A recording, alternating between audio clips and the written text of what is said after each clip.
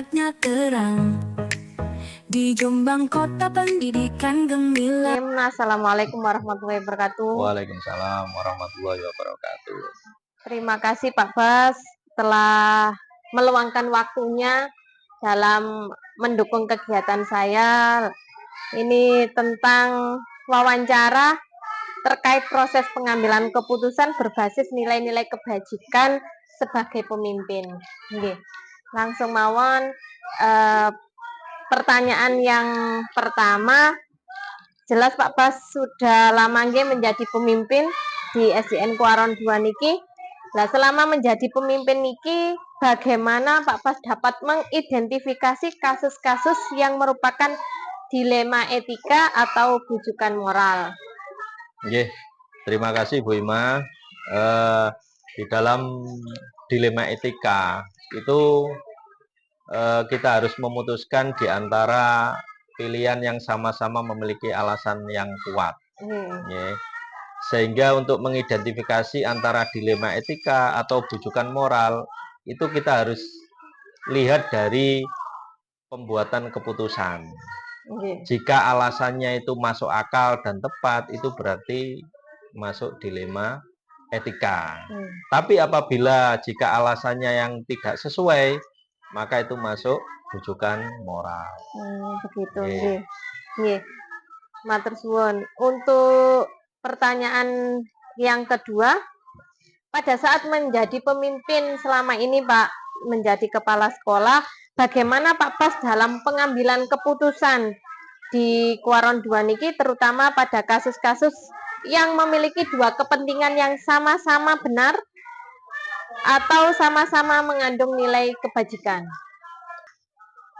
Dalam pengambilan keputusan yang saya lakukan, apabila ada masalah yang di dalamnya ada dua orang yang berkepentingan, biasanya saya langsung memusyawarahkan dengan seluruh dewan guru, sehingga dari beberapa dewan guru itu memberikan masukan ke kami untuk kita putuskan bersama-sama. Terima kasih Pak. Terus kemudian langkah-langkahnya Pak dalam memutuskan? Untuk langkah-langkahnya kita lakukan rapat, Bu Ima. Jadi kita lakukan rapat internal dengan Bapak Ibu guru yang ada di sekolah.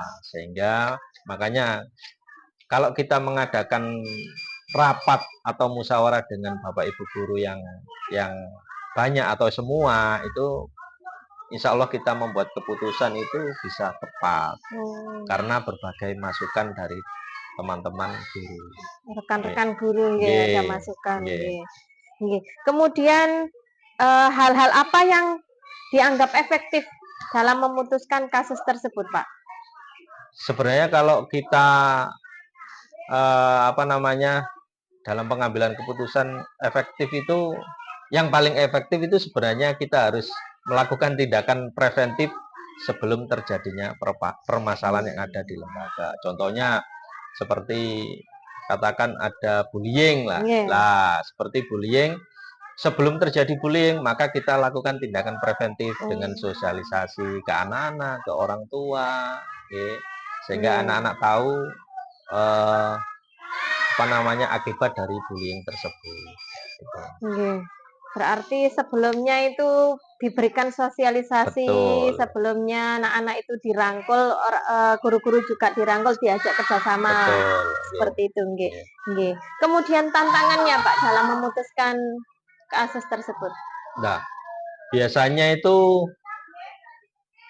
tantangannya karena kita melihat kemanusiaan ya. Dari sisi kemanusiaan itu yang membuat kadang-kadang kurang tegasnya atau kebimbangan dalam mengambil keputusan. Itu tantangannya sebenarnya. Jadi dari segi kemanusiaan saja.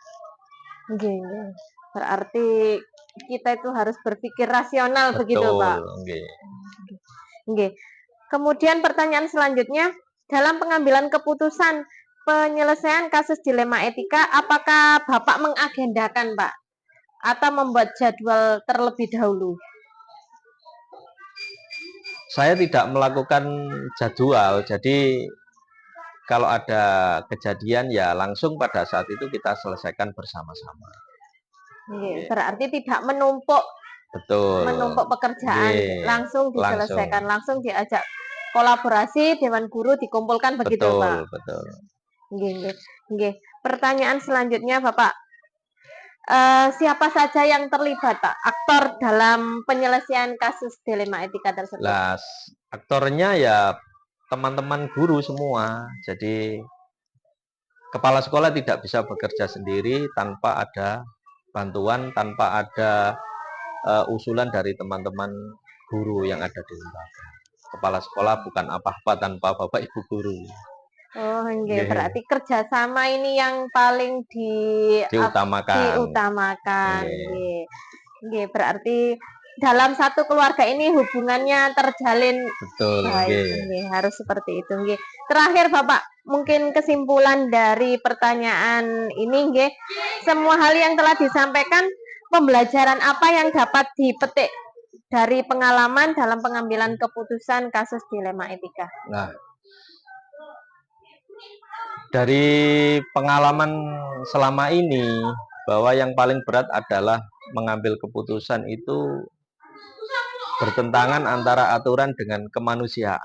Itu pengalaman atau pengambilan keputusan yang benar-benar harus kita lihat dari berbagai sudut pandang.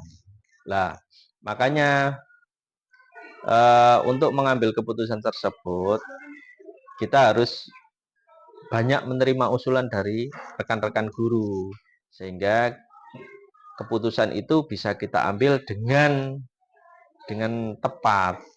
Kita juga tidak melanggar aturan, kita juga bisa apa ya, bisa istilahnya memanusiakan manusia itu yang harus kita utamakan.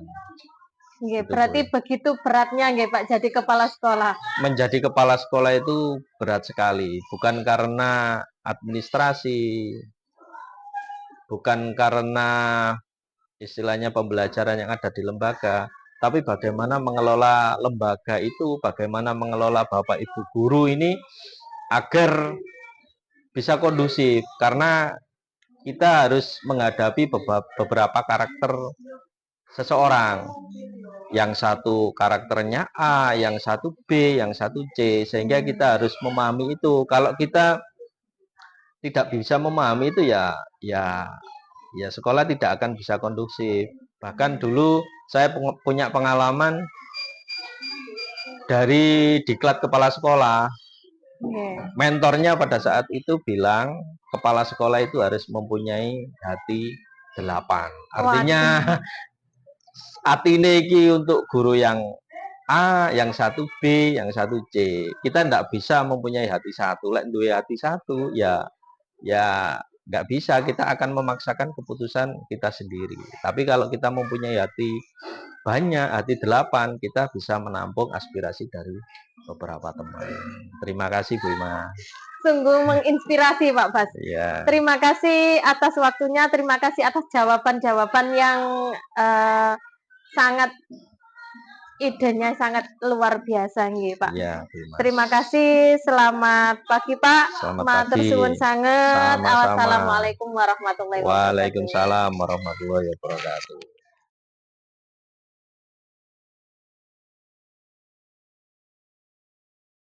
Nggih, assalamualaikum warahmatullahi wabarakatuh. Waalaikumsalam warahmatullahi wabarakatuh. Nggih, Bu Nur, pripun kabarnya? Bagaimana kabarnya, Bu? Alhamdulillah sehat. Alhamdulillah. Terima kasih Bu Nur telah menyempatkan waktunya untuk saya ajak bincang-bincang terkait proses pengambilan keputusan berbasis nilai-nilai kebajikan sebagai pemimpin. Ada beberapa pertanyaan yang akan saya ajukan. Bu Nur bersedia untuk Bersedia. matur suwun. Terima kasih, Bu. Nggih, langsung mawon nggih, mulai dari pertanyaan yang pertama. Bu Nur sudah lama nggih di Joker 2? Saya di sini September kemarin tepat 1 tahun. Alhamdulillah, Iya. berarti sudah banyak pengalaman, sudah banyak mengenal lingkungan mriki nggih. ya berproses ya sedikit demi sedikit insya Allah. Alhamdulillah. Berarti selama menjadi pimpinan di SDN Cukir 2 ini, bagaimana Ibu dapat mengidentifikasi kasus-kasus yang merupakan dilema etika atau bujukan moral? Ih, terima kasih. Ini langsung saya sampaikan Monggo. berdasarkan pengalaman saya. Untuk kita dapat mengidentifikasi suatu kasus apakah itu termasuk rujukan moral atau dilema etika, yang pasti yang pertama adalah menganalisa. Itu, menganalisa kasus itu dengan seksama dan tidak lupa untuk berkolaborasi dengan cara berdiskusi dengan guru-guru dan juga pramu kebersihan atau penjaga yang ada di SD Negeri Cukir 2 ini. Itu karena kebetulan mayoritas anak-anak yang sekolah di sini kan ya dari Desa Cukir. Nah, saya sendiri kan dari luar Desa Cukir. Mungkin jika ada permasalahan untuk pramu kebersihan, saya kan asli orang Cukir. Jadi tidak menutup kemungkinan kita tetap berkolaborasi mencari fakta tentang anak tersebut dalam kehidupan selain di sekolahnya. Nggih. Lanjut Ibu, nggih, pertanyaan yang kedua. Pada saat menjadi pemimpin di SD Cukir 2 kepala sekolah nggih Ibu, bagaimana caranya Ibu dalam pengambilan keputusan, terutama pada kasus-kasus yang ada dua kepentingan yang sama benarnya dan mengandung sama-sama nilai kebajikan? Tetap ya, karena kita itu adalah sebuah tim, jadi tidak menutup kemungkinan untuk berdiskusi. Jadi untuk mengambil keputusan itu tidak bisa secara sendiri diambil, tapi tetap melibatkan guru-guru atau warga sekolah. Jadi yang pertama itu berdiskusi. Namun tetap ya, karena ini mungkin bagi sebagian guru yang belum mengikuti program guru penggerak itu kan kadang tidak paham apa dilema etika, apa bujukan moral. Jadi kita bersama-sama untuk sharing tentang materi dilema etika dan bujukan moral. Harapan saya dengan memahami apa sih dilema etika, bujukan moral, mereka juga bisa sumbangsih mungkin dengan ide-ide yang sesuai dengan permasalahannya. Kemudian tadi Ibu menyampaikan untuk melibatkan seluruh warga sekolah dalam penyelesaian tersebut. Kemudian langkah-langkahnya, Bu. Monggo dijelaskan langkah-langkahnya. Yang pertama itu seperti yang pertanyaan awal ya. Itu kita harus mengidentifikasi masalah. Jadi kita mengenali masalah tersebut. Apakah ini termasuk dilema etika atau bujukan moral. Ya. Kemudian tetap yang langkah keduanya adalah membuat daftar fakta. Jadi kita tidak boleh langsung percaya. Jadi kalau ada permasalahan biasanya kan tiap anak yang mengalami permasalahan tersebut akan melakukan pembelaan. Jadi kita cari fakta-fakta yang mendukung permasalahan itu. Kemudian mengidentifikasi pihak terkait. Jadi siapa saja yang terlibat atau yang terkena permasalahan dilema etika ini. Bukan berarti kalau kita tidak termasuk dalam permasalahan tersebut kita angkat tangan. Tapi bagaimanapun ini kan permasalahan di sekolahan. Jadi mau tidak mau kita harus juga ikut untuk menyelesaikannya. Terima kasih Bu. Untuk lanjut pertanyaan yang keempat. Hal-hal apa saja yang Ibu anggap efektif dalam pengambilan keputusan tersebut? Kembali lagi kita harus berkolaborasi ya. Dengan banyak pendapat dari Bapak Ibu guru dan penjaga mungkin itu nanti bisa menjadi bahan pertimbangan untuk kita membuat sebuah keputusan. Nggih. Kemudian tantangannya Bu, monggo dijelaskan. Untuk tantangan kadang ya kalau ada permasalahan seperti itu seringnya muncul adalah rasa iba, rasa nggak tega, rasa Nggih. kasihan gitu. Pasti yang sering adalah itu yang muncul, Bu. Nggih. Rasa kasihan niku Nggih, nggih yang iya. sering muncul itu. Jadi terus bagaimana kalau saya ambil keputusan Nggih, begini, nggih. jika begini bagaimana kasihan anaknya, Kasihan begitu. anaknya, Nggih. kasihan orang Iya tuanya, juga. begitu nggih Bu. Nggih. Nggih. Nggih. Lanjut nggih Bu, untuk pertanyaan yang keenam, dalam pengambilan tersebut apakah Ibu mengagendakan atau membuat jadwal ngeten? Atau langsung diselesaikan seketika itu? Pripun? Itu tergantung permasalahannya ya, Bu. Kalau dirasa itu tidak terlalu berat, ya kita selesaikan saat itu juga. Namun jika permasalahan itu agak urgent atau berat, ya kita butuh waktu, ngoten lho. Karena kita juga butuh bermusyawarah, berdiskusi juga, Butuh agar jangan mengumpulkan sampai fakta. jangan Nggih. sampai salah dalam mengambil keputusan. Nggih. Nggih. Kemudian bentuk kan itu tadi ada yang langsung seketika itu, ada yang butuh musyawarah, butuh mengumpulkan fakta-fakta. Kemudian kalau mengumpulkan fakta-fakta tersebut biasanya berapa lama, Bu? Prosedur yang harus dijalani bentuk-bentuknya itu terus bagaimana ngeten? Bentuk-bentuknya itu kita yang pertama itu dari dalam sekolah dulu gitu, bisa Nggih. bertanya dengan temannya. Kalau sudah yang di sekolahan, kita lanjut ke keluarganya. Untuk tahapannya biasanya ya sekitar paling ya 3 hari cukup gitu loh.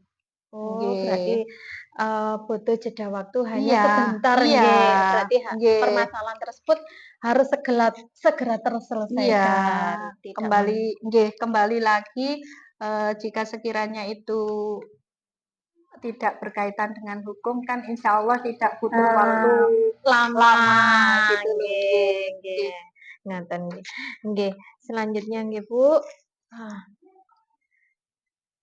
Aktor yang terlibat, Bu. Tadi kan Ibu kan menjelaskan ya aktor yang terlibat seperti pramuka kebersihan, Bapak Ibu guru, Iya. ngeten nggih. Tolong Ibu jelaskan perannya, Bu, perannya. Peran dari aktor-aktor tersebut. Oh iya. Untuk bisa mengumpulkan fakta, saya menyampaikan bahwa tadi adalah melibatkan Bapak Ibu guru dan pramu ya. Nggih. Pramu kebersihan kan sekali lagi kan asli penduduk Desa Cukir. Paling tidak beliau bisa memperoleh informasi yang lebih banyak.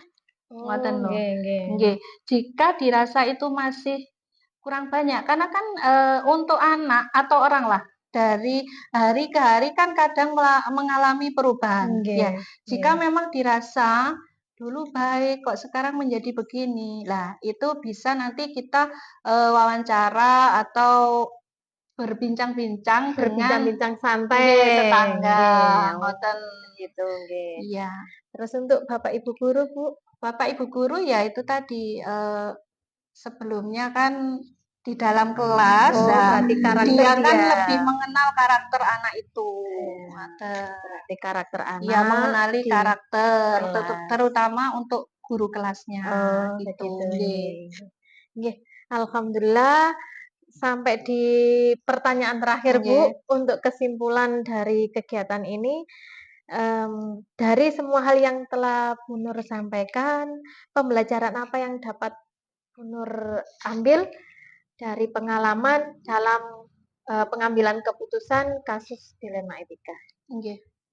Yang pertama itu adalah berkolaborasi dulu, berdiskusi. Itu bagi saya berdiskusi. Dari berdiskusi itu kita bersama-sama bisa mengidentifikasi suatu permasalahan. Jadi mengelompokkan ini termasuk permasalahan yang bagaimana. Kemudian setelah melakukan identifikasi, menganalisa. Setelah menganalisa, kemudian kita mencari fakta. Tujuannya apa? Sekali lagi biar tidak salah dalam pengambilan keputusan. Dan yang paling penting itu adalah tidak terburu-buru. Ya. Oh, nggih. Dalam Iya. membuat keputusan tidak terburu-buru. Iya. Terus kemudian jika muncul suatu permasalahan yang termasuk dilema etika, itu jika kita sudah mengambil suatu keputusan, kita lakukan refleksi. Jadi tetap kita pantau apakah pengambilan keputusan ini memang tepat gitu loh. Tujuannya apa? Biar bisa jadi pembelajaran mungkin jika suatu saat muncul permasalahan yang sama. Jika yang itu tadi kita ambil keputusan kok oke ya, dampaknya baik buat anak. Tidak menutup kemungkinan jika ada permasalahan yang sama, kita bisa pakai metode yang sama. Gitu. Nggih. Terima kasih Bu Nur atas ilmu yang disampaikan, atas pengalaman-pengalamannya juga yang telah diberikan. Semoga bermanfaat untuk saya dan untuk masa depan SD Cukir 2 menjadi lebih baik lagi. Ya, terima kasih Bu, tetap semangat ya. Terima kasih. Nggih. Wassalamualaikum warahmatullahi wabarakatuh. Waalaikumsalam warahmatullahi wabarakatuh. Merdeka belajar cita-cita bersama. Angkatan 11 majukan kita. Maju terus pantang mundur, ilmu ditanam siswa disubur. Harapan tinggi masa depan cerah, angkatan 11 tetap semarak. Jombang berseri karena mereka guru penggerak penuh asa. Merdeka belajar kita bersama. Angkatan 11 luar biasa.